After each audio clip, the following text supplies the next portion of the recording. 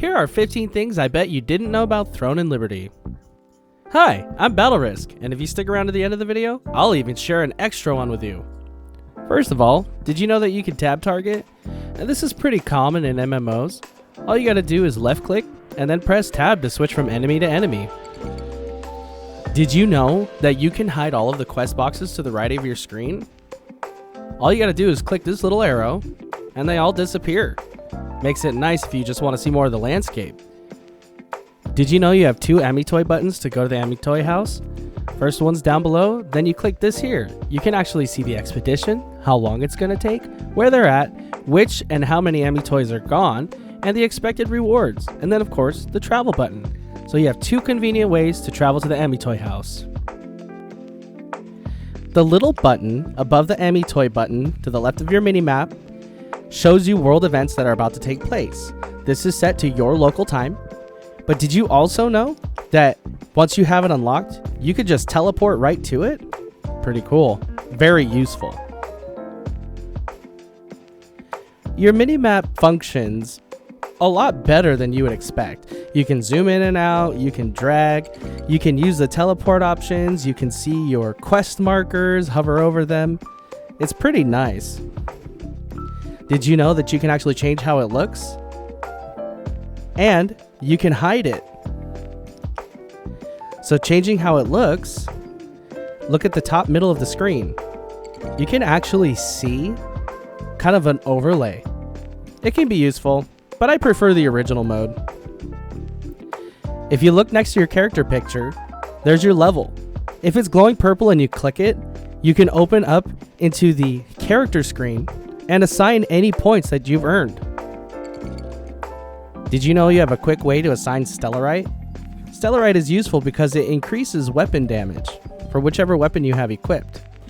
Now you gotta make sure to do this for both of your weapons. There you go. Now it's equipped on both. Normally, you'd have to do it here from the character menu. Did you know you can do deeper inspections on other players? Just click on them and then click on the little character icon. Open the character card. You can see what weapons they have equipped, the server they're affiliated with, their endgame activity, kills, and level up. You can invite them to your party and even follow them if you want to. Can be useful when you're in group settings.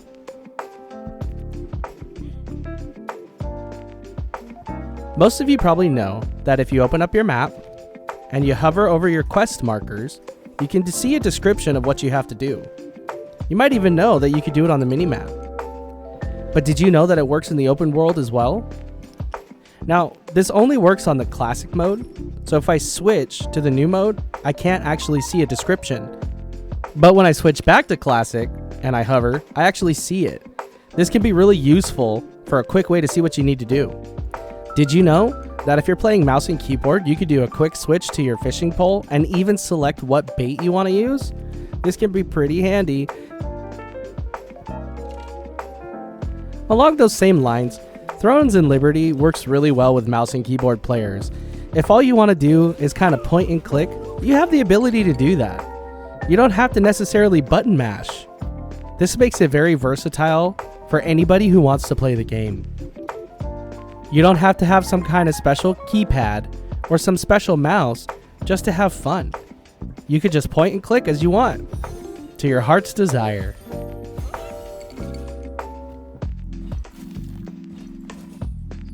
So I know you've all seen these purple glowing documents around the world, but did you know that once you read them, they no longer glow?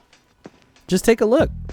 I click it, I confirm, and it's no longer glowing. This is really useful to let you know which books you have and haven't read. So the lithograph book, probably one of the most important aspects that you need to focus on to help you get to end game.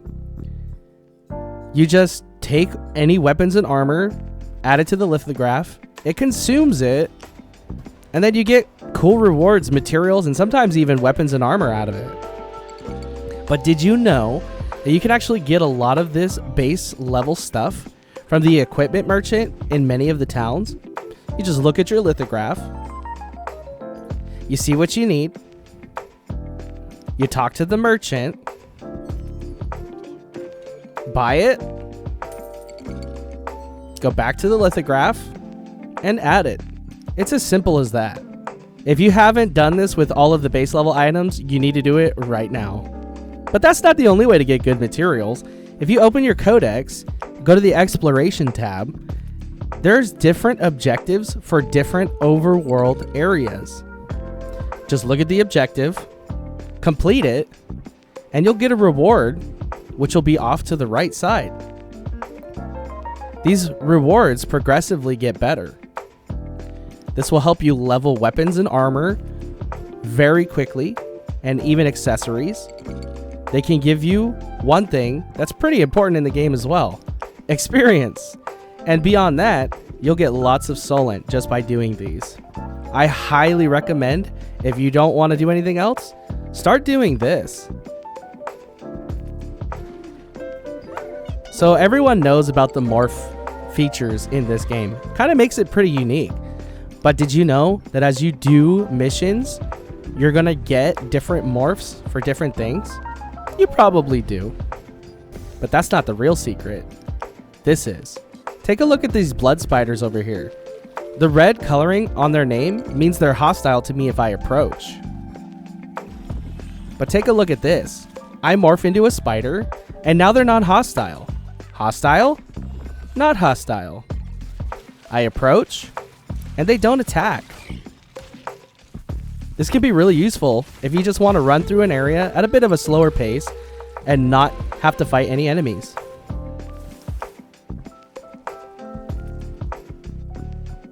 But if I morph back into my regular form, it immediately becomes hostile. I can morph back to the spider, but it's going to remain hostile. Remember that. And if you're liking this video and you're getting value, please consider subscribing, hitting that like button, and turning on the notifications to all. That way I can keep providing you all with great content. Thanks! Congratulations! If you stuck with me this long, it means you made it to the bonus! So thank you! Alright, let's get into it. This is something that I haven't even heard any of the big streamers talk about. So what is that, I wonder? Did you know that you have different equipment and stat sets? I'm sure you do. But did you know that there are actual official class names? That's right. As I change my weapons, the little title above my name changes as well. I highly recommend setting up your equipment and stat sets and your ability bars so you can switch between playstyles whenever you want to or whenever your team needs you to. So were any of these new to you? Please comment below and let me know. If you'd like to see a full video covering every class name based on what weapons you have equipped, go ahead and watch this one right here. Thank you for watching BattleRisk Gaming. I'll catch y'all in the next one.